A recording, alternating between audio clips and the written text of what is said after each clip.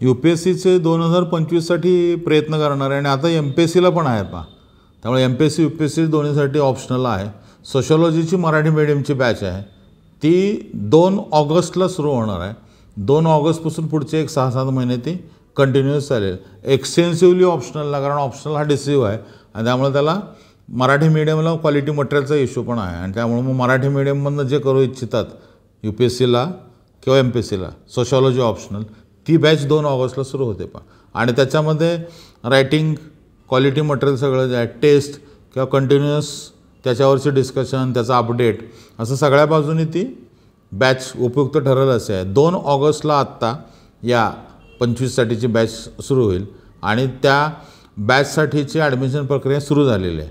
2 ऑगस्टला ते आपल्याला घ्यायचे आहे आणि त्याच्या संदर्भात काही क्वेरी असेल तर मार्गेचे नंबर इथं दिलेले जे आहेत त्याच्यावर किंवा माझ्या नंबरवर फोन केलेत आणि त्यातनं ॲडमिशनची प्रोसेस समजून घेतली तरी चालेल.